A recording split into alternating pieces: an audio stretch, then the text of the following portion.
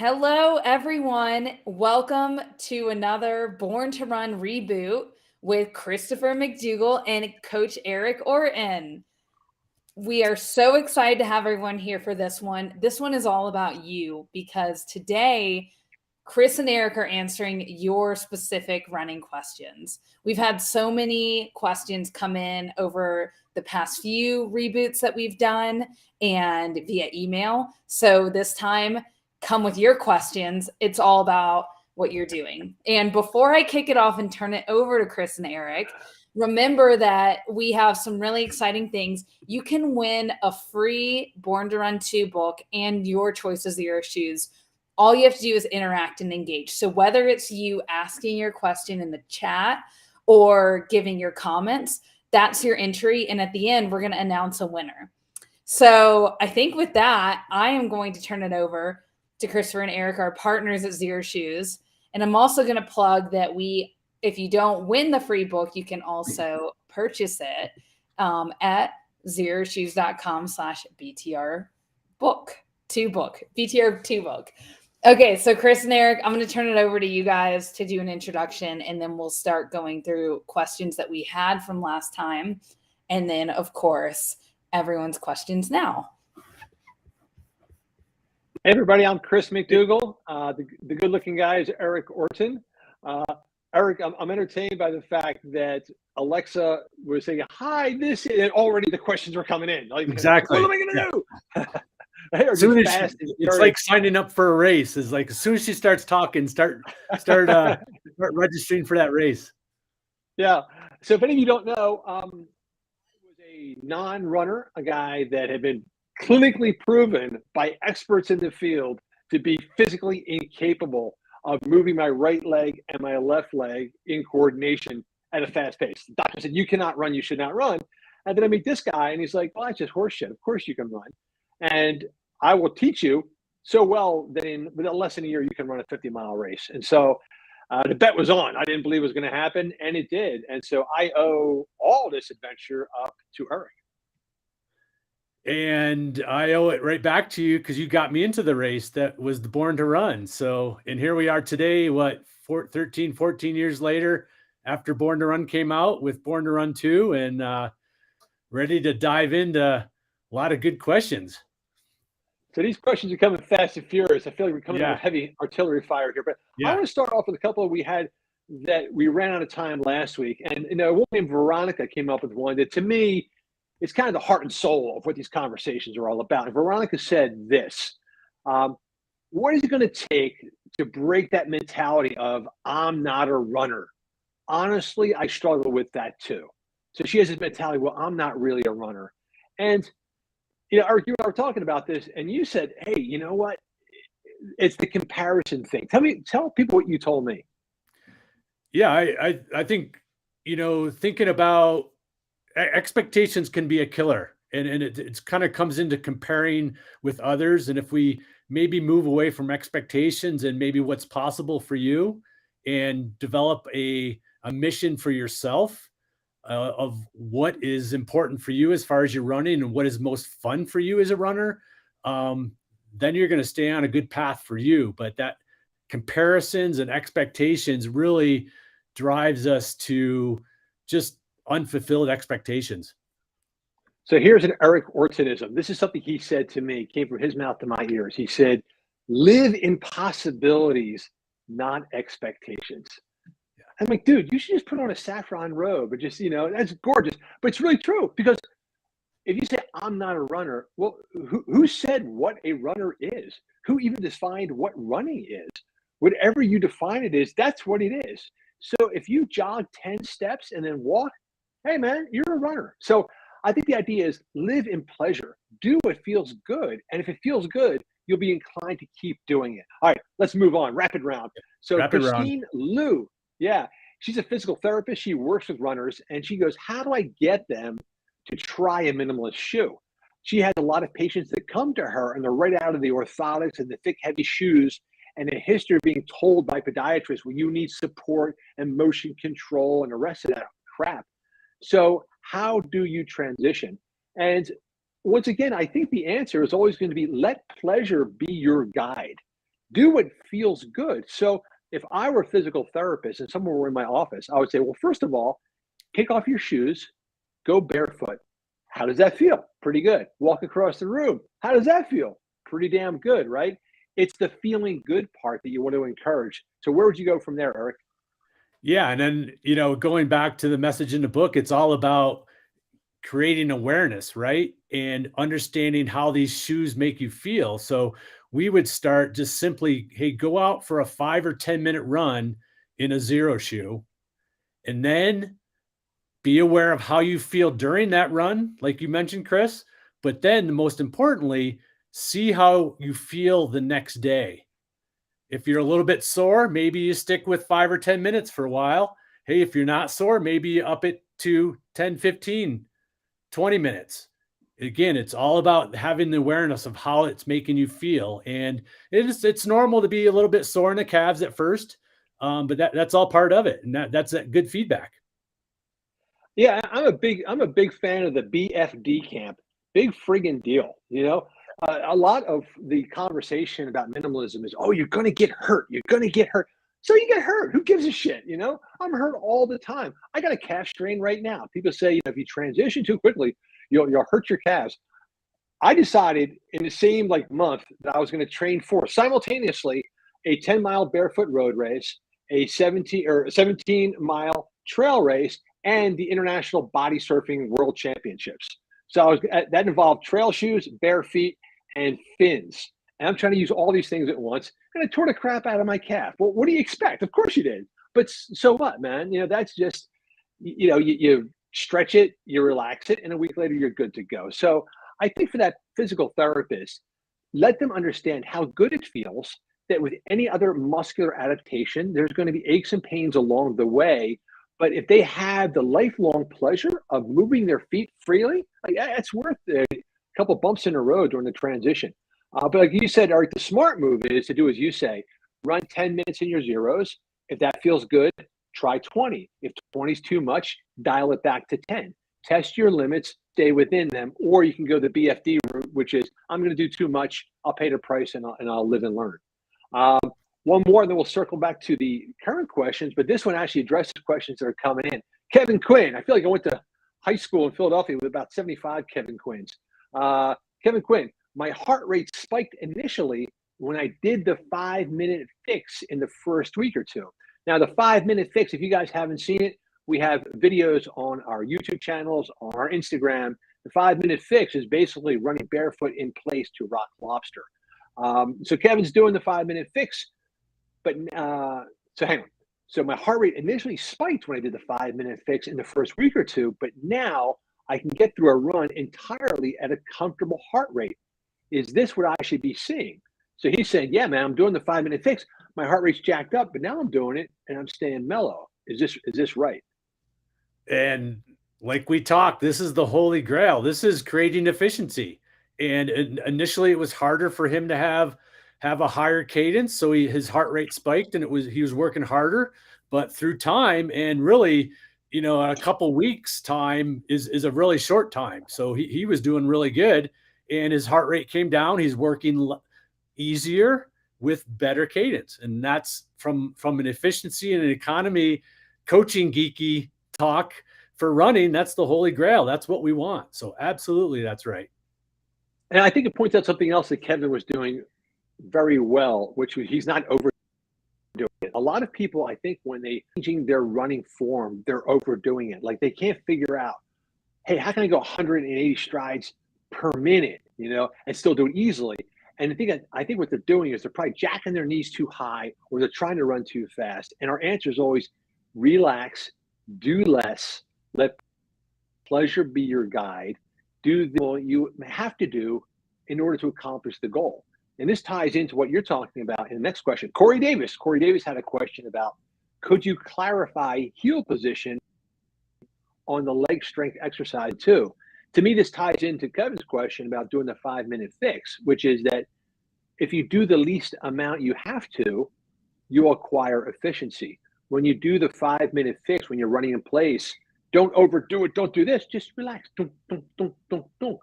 So heel position on the leg exercises, Eric. how would you clarify where the heel position should be? Yeah. So to bring all this together with what you're saying is I always tell my athletes, more is not better, better is better. So we always want to practice good. And when you can't do good anymore, you stop. Okay. So with the leg exercises he's talking about the foot core. So for those of you out there not familiar with the foot core exercises, you're essentially balancing on one leg on your forefoot, and your heel should be as low to the ground as possible without touching the ground.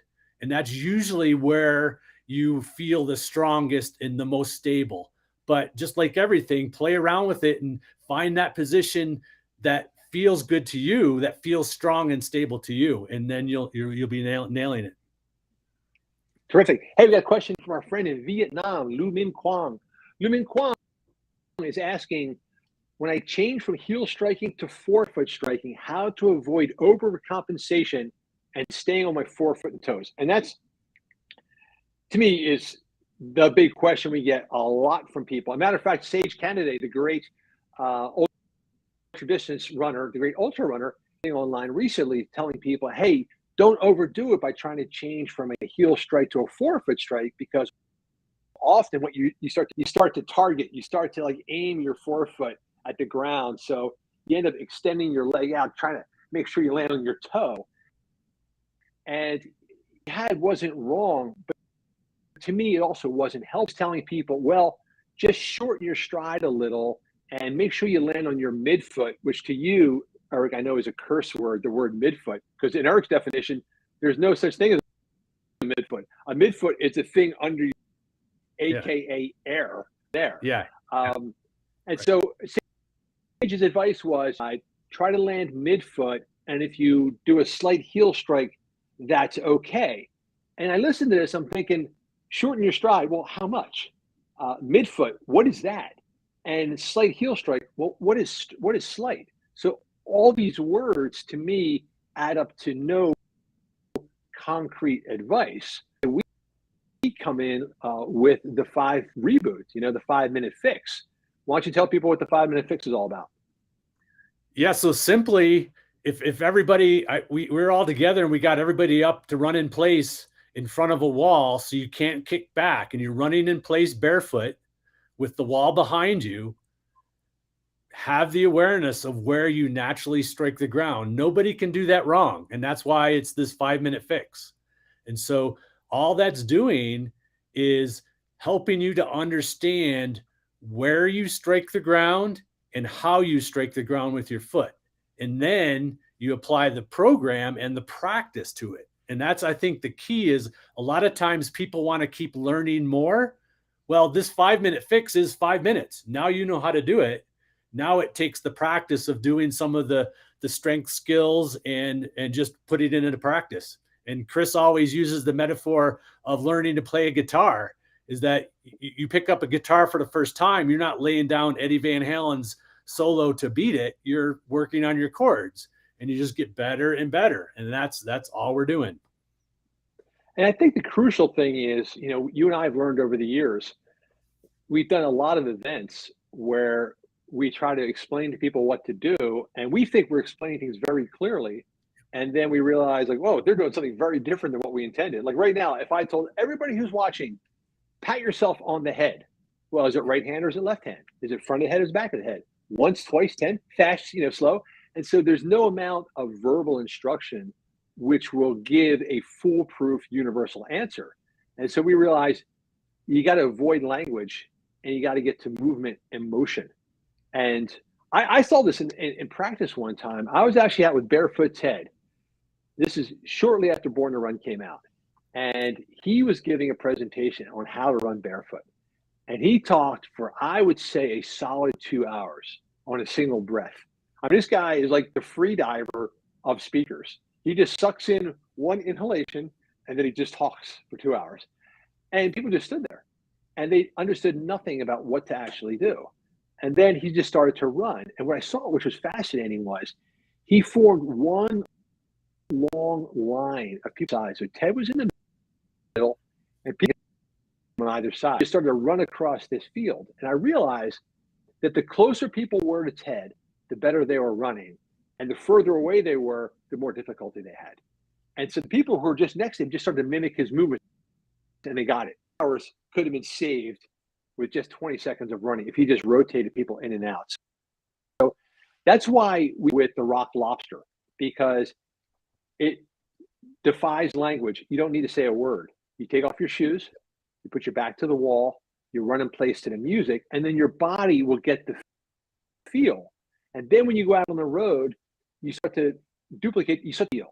And anytime it falls off, like, oh, it doesn't feel good anymore. What am I doing that's different? How am I different than I was inside against the wall? All right. Let's see. Pebbles, I hope you can hear our voices now. Okay, so the sports legends wants to know, how long should I expect from being an injured heel striker to Forefoot? I started the plan in December, but my knee is still hurting when running faster paces. I love the fact that this person has given it 4 weeks, you know? So, Eric, what long does it take to transition? And someone whose knee is still hurting when running faster paces. What's your this is really no different than transitioning into shoes. You know, it really comes down to what your capacity is and what you are as a runner. And so you can kind of, I would answer the best time to work on your form is during a time of the year when you're not feeling like you need to be doing a lot of running, where you can perfect the craft, where you can work on more is better, or work on better is better and not more is better. And so that period of time of transitioning, I'll say this, when I transitioned, 30 years ago, it took me 6 months, so without having to think about it. And so what I would say, why this knee still might be hurting is that, and this is a common mistake that Chris and I see a lot, is that, and this goes back to running in place, is that a lot of times there's an effort. The biggest mistake runners make in run form is reaching out in front of them and overstriding. And that still is possible by striking on your forefoot, where you're pointing your toe and reaching out with your toe. And so I'm suspecting that that's what's going on, is that this runner is reaching out and still extending their leg out in front of them. And even though they're hitting with their forefoot, their toe is pointed and they're still placing a lot of stress on their quads. So practicing pulling that foot strike placement back under you, like you do in running in place, would be really the key thing to keep practicing and reducing the amount of running you're doing until that takes hold. Yeah, I think, Eric, you really have it right. The difficulty people have when they're transitioning is they're very conscious of doing everything in their brain instead of just doing it with their body. And so we see people pointing their toes like forefoot strike, and they aim that toe like they're landing like a ballerina's pirouette instead of just bouncing them. To me, almost feels like jumping rope. Like I feel like I'm almost going nowhere, and I just do that running in place, and then I just kind of lean forward a little bit and let that in place just kind of fall forward in gravity. But the feeling I'm going for is more of a touch and pop, touch and pop, touch and pop, and not stride, stride, stride. But I would say that person too with the knee difficulty. Also, we kind of stress this from the beginning. Like this is not, the Born to Run 2 program is not a buffet where like, a little bit of that. This is a full-on meal, and we think you should eat the meal. And so make sure you're doing your foot core, do your movement snacks, do your 100 ups. This person probably has got some wobble in the system, right? Can you say something else is leading to the knee pain? Well, yeah, the knee pain is probably coming from overuse of the quads, which again is classic to reaching out way in front of them, even though it could be a forefoot or a heel strike. So one good drill and skill in the book is running over logs. And that's one of the best bang for your buck skills that you can do to address this specific issue. It's not only the best bang for your buck, it's also the most fun. I've never done where people just weren't having fun. If I had a running club, I would begin every run with running over logs. I have everyone take their shoes off, line them up, run over logs. I have them do the parkour hello, bear crawl in, high five, take off your shoes, run over logs, then strap on your shoes and begin the run. I think it's the best way of modeling form and warming up the entire chain, from scalp to toenails. Exactly. So, okay, Sarah wants to know, why do I know Sarah's name? But I feel I know Sarah's name. Sarah Bussey, what are your thoughts about recovery sandals? Helpful or not? What do you think, Eric? When she mentions recovery sandals, I'm not sure what she means by that. Are these like the big cushiony sliders that people make because the idea is that they're nice and cushy for recovery, or are we talking low to the ground, zero shoe type of sandals? Not quite sure. So I would say anytime you're adding cushion or height to anything, you're creating a more unstable environment. And I would argue that would not be recovery. Something in the line of a zero shoe sandal where you're very, very low to the ground. Now you're creating stability and teaching your brain to operate your feet and your whole body in a stable environment, which is great recovery. I think that's a really key point there. I think this false difference between active and recovery. And I think what we want to do over time is to get people to realize that there's almost no difference between them. The reason we're here right now, Eric, you and I, are because I tried shoes. The first pair I tried to pay I tried a pair of the Sandals, and I'm like, I don't know about these things. We'll see.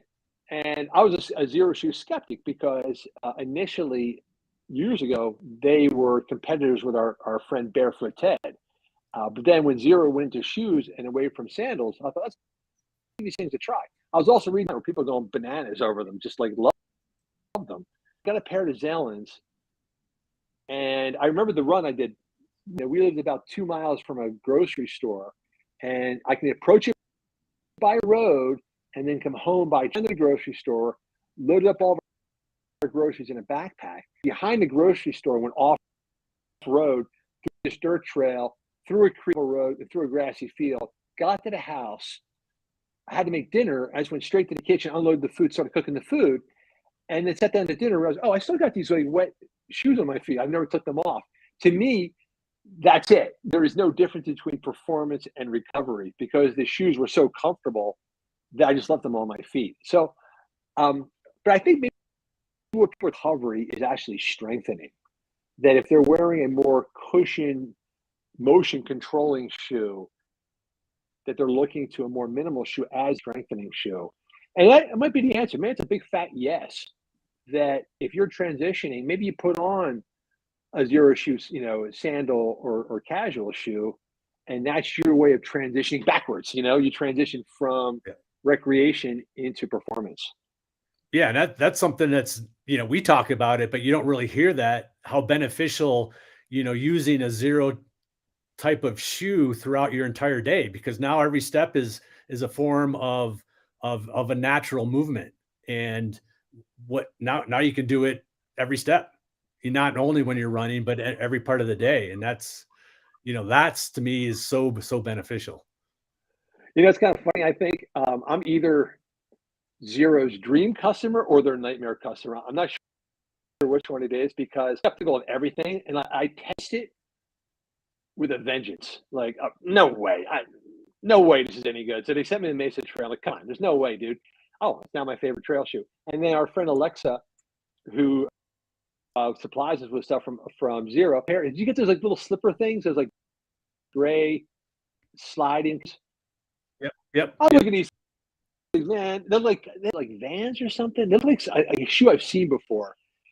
And this is not me. And I tried them on. I'm like, oh, this is all right, man. It's very kind of comfortable, a little more styling than I'm used to. So, it's kind of cool. I go into them feeling like they're not for me, and then I try them on and realize, oh, maybe they're never coming off my feet again. I'm going to zing back to some of the previous questions. Or how about this? How about I zing back to previous questions? Okay. You scroll down and see if there's any new. So the Okay. previous questions, Hawkins. That's like a cool name. It feels like a name from like an old rockabilly singer, you know? Ryan Hawkins in the Jayhawks. Saying Ryan Hawkins goes, what about stretching before or after? Should I do that or does it mess things up? So Eric, stretching. Yeah. So there, you're done. Exactly. Yeah. Big stretch. We've got to understand, if we're excessively tight and we need to stretch all the time, that's telling us that we have a tug and pull. And that tells us that we're not moving right. We're not running properly. We're using some muscles more than other muscles. And that's the antagonist pull that's causing us to be tight. Therefore, stretching may feel good, but it's not the remedy. I had an Ironman athlete here in Jackson, and she went to yoga 3 times a week. And I'm like, why do you go to yoga? She goes, oh, because I'm always tight. And I said, are you any less tight? Not really, because she needed to address the strength and taking away that tug and pull before stretching would take hold. So again, stretching may feel good, but we have to understand that it's more of a strength remedy than adding more flexibility. Yeah, and a phrase we like to throw around too. It came from a guy named Tom Myers, who's actually a fascia, the connective tissue of the body, and he always says the criminal never stays at the scene of the crime.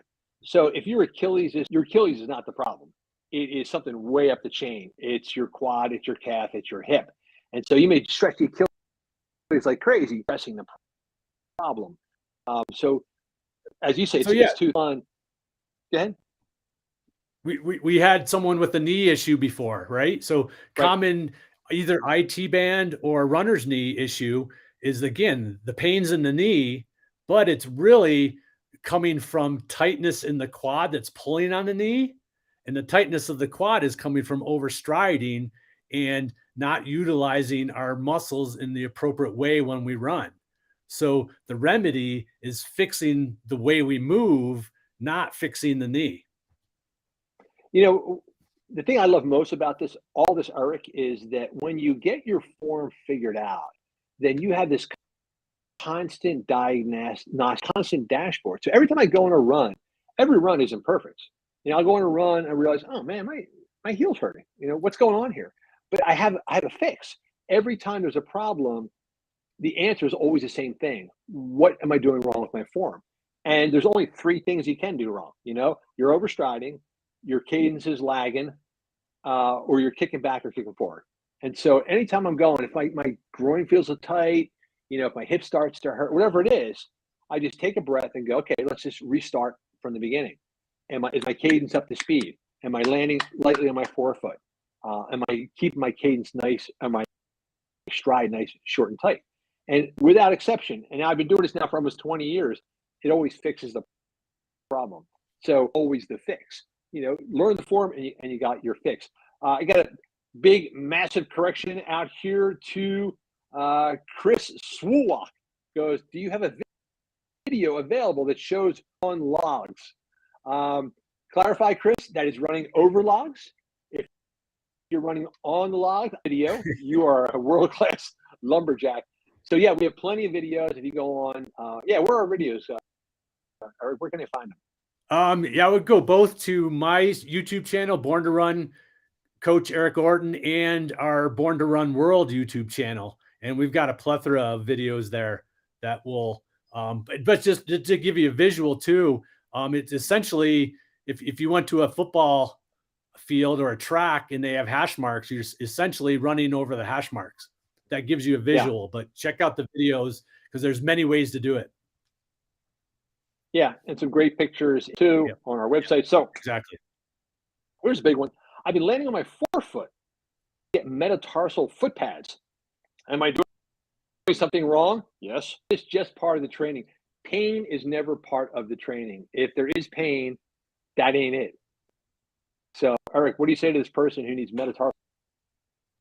Yeah, I would say a couple things going on here. It could be the pointing the toe and landing and reaching out like we talked about earlier, or you could be not allowing the heel to kiss the ground after your forefoot strike.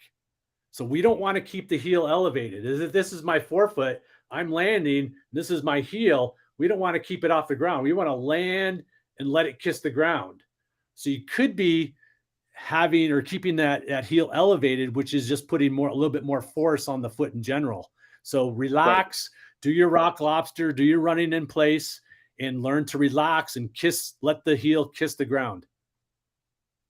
On Twitter, I put that little video up, a 20-second version of the 5-minute fix. If you watch what Mika's doing in that video, she's just laughing, smiling, and relaxed. But what I love about her demonstration, it's so relaxed. She's not trying to do anything. And so, again, less is more. Just relax. Don't try to hold your foot. Don't try to do anything. If your foot wants to compress, let it compress. Whatever feels comfortable, be right. I got to read this comment out from Barb R. For all the info, I'm a beginner starting over. I'm doing the house and running in a loop through the rooms. My dog loves it and chases me. It's a shit show and so much fun. That's what we're aiming for, a really fun shit show. If it feels like a shit show, you're doing it right. I encourage people to send in some videos. I want to see Chris running on top of logs. I want to see Barbara running a conga line through her house being chased. So that's what did we do as kids? We ran around the house, turning corners as quickly as we could. Every time we hit went through a door threshold, we pretended we were Michael Jordan slamming, and it's all agility. It's so good. Yeah, it's so fun. Yeah. I want to jump ahead to this question from last week from Matthew Swanson, because it's a dude question. Like, this has testosterone legit off of it. If we're trying to get back into not having run for a few months, how do we know our body is ready to shift gears? I love this. Matthew's got his car just coming out of the shop. When can I get it in the fourth gear? Like, when can I rev it into the red zone? Dude, you just get the shop, give it a beat. But he wants to rev the. So his question: how do we know our body is ready to shift gears? I feel like my mind is always wanting to push. Body is ready, causes pain or injury. To me, that's the classic. I want to push. My body tells me not to, but when I do, it hurts. Yeah, dude. All about. I think one of the things about running true is that they assume that pain, stiffness, and achiness are of the ride, and pain is there to tell you you're off target. And so if I shift gears, pushing into pain and injury, don't. But let me finish this question, Eric, and I'll stop editorializing and let you answer it. So he goes, he's starting to run again. When gears, I feel like my mind is always wanting to push. Ready usually causes pain or injury myself back purposely. To me, it sounds like he's fixated on speed, right? And he's ignoring the great golden rule by Caballo Blanco, which is light, or was it easy, light, fast, right? Because first, I always get the wrong order. Easy. Yeah. Easy. Yeah. Focus on easy. Yeah. So again, there's a lot to riff on that. A lot of times the biggest way to create run efficiency economy is learning to run easy well. And that's what, Chris, you had to do for the Born to Run Copper Canyon race, is that to learn to be more efficient running easy. And so with Matthew, he might actually feel more comfortable running faster because he's inefficient running slower. And which is maybe when he goes out, just running faster feels better because it's maybe more efficient from a run form standpoint, which is pushing him over the edge all the time. So taking a step back to gear 1 and gear 2 and perfecting your performance and your form, learning to run easy well is going to be the best foundation you can, and then dabble into doing some shorter, faster stuff to help with all of that. And that's why we created the gears book. Go ahead. That's a solid gold classic. You pointed out that I forgot about me is that classic big galump thing over stride, and I didn't know how to run slow comfortably. I could only hit one. I could only move my legs a certain distance and speed, and so I couldn't jog easily. And so he had to teach me, which was kind of surprising, is a way that it was actually hard to run slow, and you had to retrain me. But again, that's where short stride and cadence, or foot stride and cadence, comes from. That if you pop, pop, pop, pop easily, bounce, bounce, bounce. I keep using the analogy of, a heavyweight boxer. You get a heavyweight who's like 230 pounds, heavy muscle, but they're as light as a schoolgirl because they're not using muscular force to propel you up and down. They're just bang, pop, pop, pop, popping along. So I keep talking about shoes. Technically, they're in the spring, but anybody out there that wants to get a sneak peek at the Scrambler, not officially a shoe yet, go on Instagram, check out my review from last week. I didn't realize under wraps, but yeah, the video review of that. Hey, this is there are two things that I think we should point out. One is Skinny P. I'm a Forefoot striker for 10 years, sandal runner. So somebody's been out there and cruising for 10 years, but she struggled to build a long distance. She's starting to, my discomfort really starts out of my legs. There's a lot going on. Let me reverse this. So she's doing the 9. What should I do if I start to feel minor aches and pains during a run? Should she adjust the training plan? And finally, she's been sandals for a long time, but struggling to build long distances. So starting to feel minor aches and pains just above the ankle and wants to build the longer distances. On that case study? Yeah. What comes to mind with the ankle, or, of where she's feeling it? Again, my sense is that she's reaching out in front of her, and that the ankle and the foot is going forward of her knee, and she's reaching out, even though she has sandals on, even though she might be striking with her forefoot.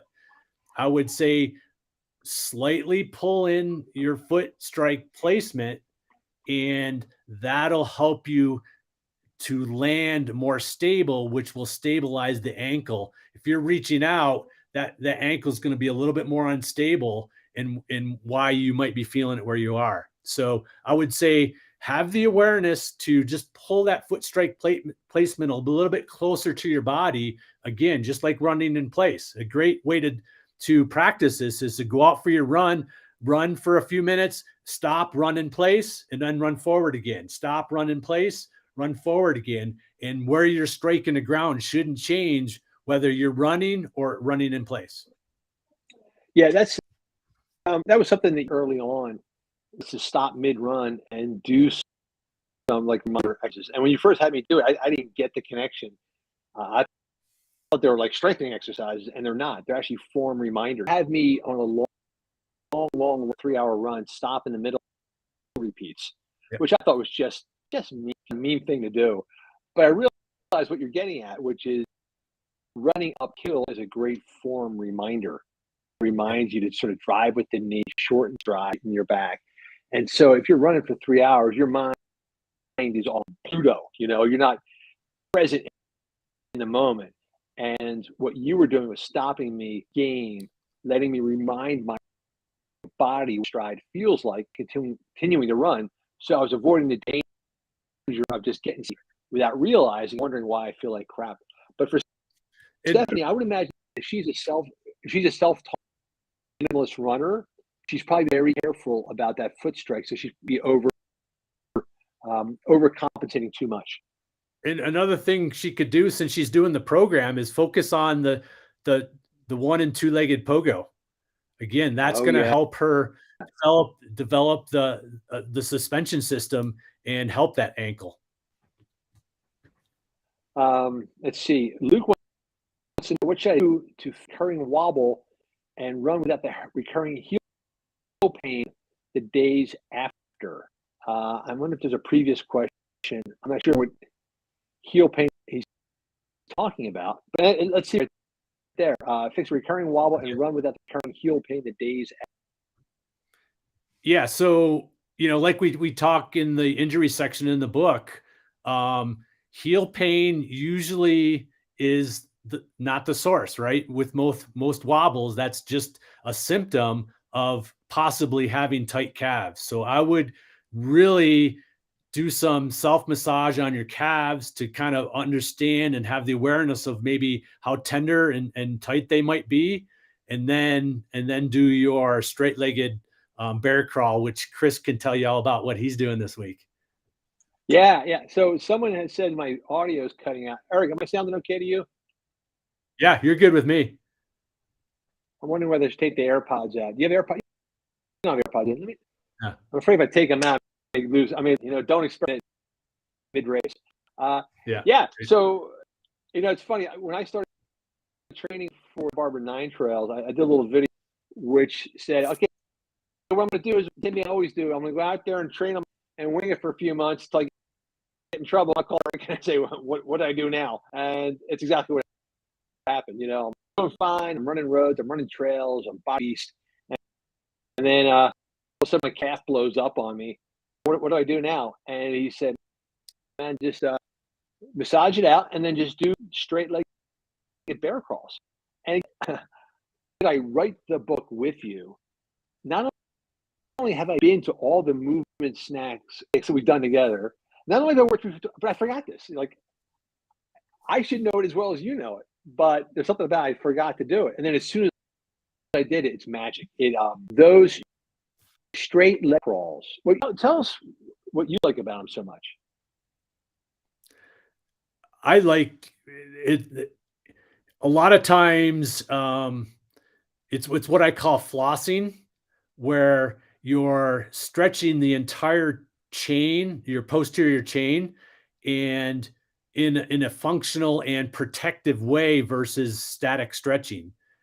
But again, in this case with the heel, we're just lengthening things until letting the actual the calf release, which will then take away the tug and pull on the heel. So the straight-legged bear crawl just essentially flosses all your fascia and all the posterior chain, and lengthens it, so it takes away that tug and pull. All right, Eric, I'm gonna try and switch over. Can you hear me okay, dude? You hear me okay? Yeah, you're even a little louder. It's good. Okay, yeah, because the AirPods, because a couple other people commented that my audio is cutting out, which might be a good thing. I wonder if it cuts out. I wonder if she was putting a sensor, like a bleep, so it cuts out all the F-bombs and bad language. So hopefully this takes care of the audio. So someone recently saying that transitioning to minimal shoe, calves are going to get tight. What can be done to prevent that? My response is, that's what happens. If you go to the gym, start the bench press, my tight. What's your response to it? Yep. Absolutely. It's all comes down to what your capacity is. If you haven't been to the gym for 6 months and you go throw down some bench presses, you're going to be sore the next day. And that's where we talked about initially to this conversation, is that start a little easier, see how you feel, and progress from there. It's no different than just building a long run. I think most runners have the concept of how you build a long run. Well, if you're transitioning to a minimal shoe and a natural running shoe that we all should do, you're going to have to build your time in that. And that's the strength we need also. So the soreness is the strength that we're going to get from it. And so don't look to change anything other than to progress in a gradual manner for you. Yeah. So that analogy might be pretty clear to people, but I think the big problem too is they're trying to mold two things together. They want to get them sweat out of their 45 minutes. Little fingers all bent from back. You see that? I can't straighten my little finger. It's all like crunched out. Yeah. That one too. Yours too? Is that from football? That's football. Oh man, yeah, mine's from basketball. I'll just hold my hammer. Look at that gnarly old paw. Anyway, the problem is people go, "Hey, I got 45 minutes. I want to work off a lot of calories, but I want to transition to main at the same time." So I've been doing this breath control training, surf survival for this ridiculous body surfing competition I'm in, and you're learning how to survive underwater. You don't start off with a 5-minute breath holds. You start off with a 1-minute breath holds. And then you come up and then you do a 1 minute 30 second and you gradually progress. I think what people are trying to do is, hey, I want to run my 5 miles a day and I want to run in zero shoes at the same time. And like, dude, it's one or the other. You know, take your time. And I would say the freedom and the independence and the strength that you get from investing this time to transition is worth it. You know, it's because you're free for the rest of your life. Once you have this great diagnostic and this finally honed, then you don't really got to worry about stuff again. You always have a fix in your problem that strikes you. And oh man, with that, that's ridiculous. Okay, we got to wrap. No, let's bust through the barriers, man. Let's just keep going. Wow. Do we have steel toe shoe options? Zero shoes? Any steel toe shoes? I get what for. You know, it's pretty good actually, though. Well, no, I don't. Some military boots are pretty good. There are a lot. You know, it's funny, Eric. A lot of special forces guys, a lot are minimalist shoe wearers. Yeah. Are you aware of that? Yeah, they want to have ground feel and control. Yeah. Right. Yeah. See. Oh, now we're getting soon in all caps. Alexa is losing patience. Let's see. The soon was for the steel-toed boots, not for you to end the soon. One day there will be maybe some work options. Doing steel toe shoes?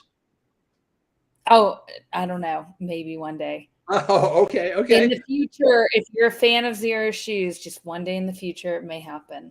That's all I can say. That would be another shoe release that I can spoil by jumping out ahead. Eric, downhill running. Oh, yes. I missed it. What is it? How do I run down hills? I tend to heel strike when running downhill. Okay. Running downhill is one of the best forms of strength training we can do while we're running. I call it strength running. There's so much we can do while we're out running to be somewhat strength training. We don't have to go to the gym. And downhill running is a great way to create strength, but we need to do it well, just like any other type of running. So I have my athletes early season run downhill as easy as possible and only focus on their foot strike in their form. If they are forced to heel strike, they're running too fast. They have to dial it back. And since it's early season, they have somewhat patience because the race is way out in the distance. But anybody should do this, right? And so if you're heel striking, you're essentially running too fast for your capacity. So dial it back, run almost as easy as you can downhill with forefoot strike. And then through time, you just become better and better. And if you're interested in running faster and faster, then you're able to translate that muscle memory into running faster with good form. Hey, Eric, did you ever see that running movie, Bruce Dern in it? And it's about, it wasn't Without Limits of Pre? No. This is about trail running, and it's about some epic race. I don't know if it's like Hood to Sea or one of these things, but I don't think so.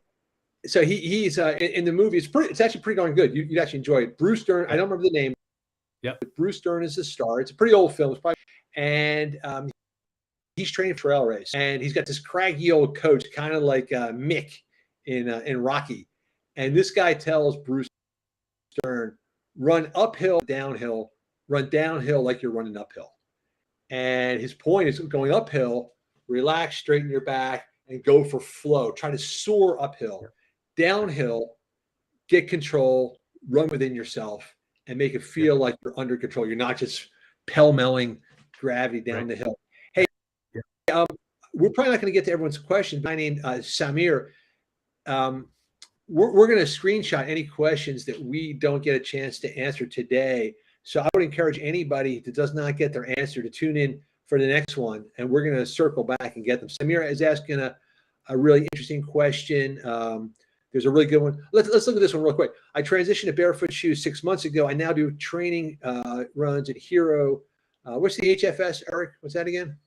That's their road shoe, their lightweight road shoe. Yeah. The one that's been around for a while. Yeah. Before the Forza. Yeah. Yeah. How do I train for longer distances? I'm also interested in running in sandals. So this is a person who does most of their training in zero shoes. I start going longer and also even going lower into a sandal. What's your tip? One tip would be, again, I don't know how often or frequent they're running, but one dynamite way to improve endurance is actually increasing your frequency or how frequent you run throughout the week. So instead of running 3 or 4 days a week for an hour, run 6 or 7 days a week for 45 minutes. And that's actually going to help improve your ability to go longer. And then the other way I would say, just pick one run where you're just increasing the amount of time you're running, 10 to 15 minutes each week or every other week. I would also try to get on trails, and run hilly courses and add variety. There's so many ways to add variety throughout your week of using all the different gears that actually go to help with endurance rather than just always having to run longer. Yeah. What would you say about doing track repeats? Rather than doing a normal 5K run, what if they did a 5K run but did it in track repeats and then did extension there? So instead of doing 3.5, but they broke it up into like half-mile intervals, something like that. Oh, absolutely. I mean, any type of interval is always, I believe, a good idea, because now you're running just a little bit faster or stronger than you would for the continuous amount of time, which is the benefit of intervals. So again, I think the key, what we're talking about is, adding variety, adding some speed and strength types of running helps your endurance. And it doesn't always have to be going longer. You're the perfect example.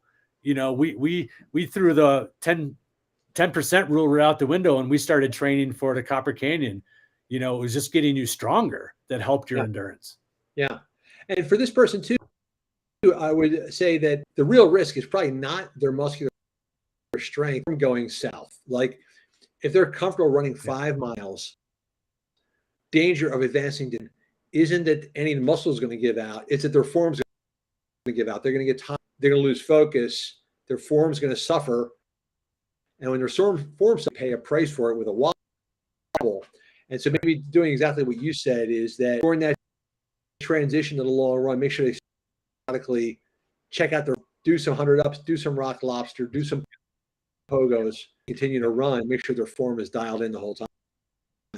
Yep, exactly. Yeah. On the edge. Hey, what's up, Alexa? You're signaling try. Hey, can I point out one thing to people? I'm afraid to it by saying this, but there's an contest known as the Knowledge. And the Knowledge is this informal honors code contest to become the last person in the United States to know who won the Super Bowl. And as of today, I'm not even sure. I don't even know who the other team is. So as of this moment, whatever today is, February 16th, I don't know who won the Super Bowl. I don't even know who the two teams were in the Super Bowl. And I just want to say, who's in the running for the Knowledge, I'm a contender for the knowledge. So nobody, you two don't say nothing, and nobody post anything. But I just want to put it out there. I don't know. I'm still a contender for the knowledge. I was at a wedding, so I didn't even see it either. Someone did not like football, so they got married on the Super Bowl day. Right on. I am here to wrap up, but first I want to announce guys. What about them? It wasn't these guys. Oh, okay. That's enough. So I have a winner for tonight's contest or interaction. It is Luke Brown. So Luke, if you're still on here, you need to, I will just drop it in the chat, send me an email, and we'll get you your free book and pair of shoes. And it's also, I cannot talk and type at the same time. Anyways, Chris and Eric, this has been so great. What an awesome day. I think we have so many more questions, which we will save for the next restream. And we're really excited because soon we're going to have something else that I think everyone tuned in here will be excited to learn about. And we're going to have details soon. That's all we can really tease to. Oh, there's something in Eric's screen. I don't know what it's going to be. Yeah. I like those laces. You know me, man. You know I like those laces.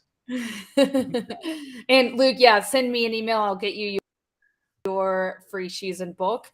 As far as people asking about the videos and that sort of thing, all the videos, if you have the book, in the back right is where they have access to the Training Peaks program, Eric? Or yeah, in the back of the book there's a QR code, and they just scan the QR code. That takes them to our website page with instructions on how to download and see videos.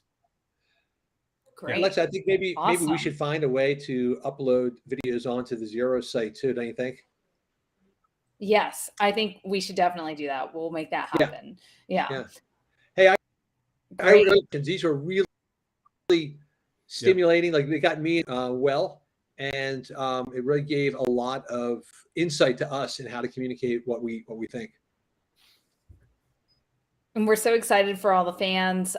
If any questions you have in the meantime, you can ask Chris and Eric on their channels, or send us questions at Zero Shoes to btr@zeroshoes.com. And we look forward to the next restream. I hope everyone has a great Thursday night. Thanks for all the questions, guys. Appreciate it. Thanks, everybody. Thanks a lot.